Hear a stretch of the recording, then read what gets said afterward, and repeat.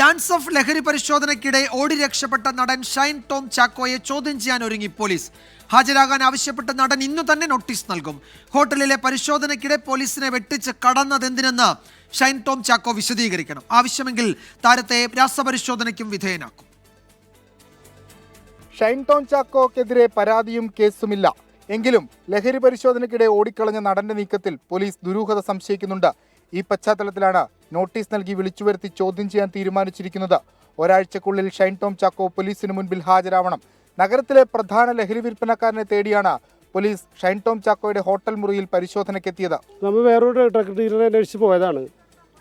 അപ്പോൾ ഹോട്ടലിൽ പരിശോധന നടത്തിയപ്പോൾ ഈ ഷൈൻ ടോം ചാക്കോ മുറി എടുത്തായിട്ട് മനസ്സിലായി. അപ്പോൾ ഇയാളവിടെ ഉണ്ടാവുന്ന സംശയത്തിൻ്റെ അടിസ്ഥാനത്തിലാണ് മുറി ചെന്ന് മുട്ടി കഴിഞ്ഞപ്പോൾ കൂടെ ഉണ്ടായ ഒരാൾ മുറി തുറന്നു. ഇയാൾ അവിടെ നിന്ന് ചാടിപ്പോയി. രണ്ടു കാര്യങ്ങളിലാണ് പോലീസ് ഷൈനിൽ നിന്ന് വ്യക്തത വരുത്തുക. കയ്യിൽ ലഹരി ഉണ്ടായിരുന്നത് കൊണ്ടാണോ ഉപയോഗിച്ചത് കൊണ്ടാണോ കടന്നു കളഞ്ഞതെന്ന് അറിയുകയാണ് ലക്ഷ്യം. നിലവിൽ ഷൈൻ തമിഴ്നാട്ടിലാണുള്ളത്. നോട്ടീസ് ഷൈൻ ടോം ചാക്കോയുടെ തൃശ്ശൂരുള്ള വീട്ടിൽ നേരിട്ടെത്തിച്ചു നൽകും. അന്വേഷണത്തോട് ഷൈൻ സഹകരിക്കുമെന്ന് കുടുംബം നേരത്തെ വ്യക്തമാക്കിയിരുന്നു. വിൻസി അലോഷ്യസിൽ നിന്ന് എക്സൈസ് വിവരങ്ങൾ തേടാൻ ശ്രമിച്ചെങ്കിലും നിയമ നടപടികൾക്ക് താൽപ്പര്യമില്ലെന്ന് കുടുംബം അറിയിച്ചു. എന്നാൽ വിവരങ്ങളുടെ അടിസ്ഥാനത്തിൽ പ്രാഥമിക അന്വേഷണം നടത്താനാണ് എക്സൈസ് തീരുമാനം.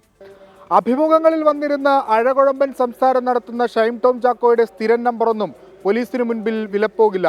എന്തിനാണ് ഓടിയതെന്നും ആരെ കാണാൻ വേണ്ടിയാണ് ഓടിയതെന്നും ലഹരി കയ്യിലുണ്ടായിരുന്നോ എന്നുള്ള കാര്യങ്ങളൊക്കെ പോലീസിന് മുൻപിൽ ഷൈൻ വിശദീകരിക്കേണ്ടി വരും. കൊച്ചിയിൽ നിന്ന് വിഷ്ണു സുരേഷ്, 24.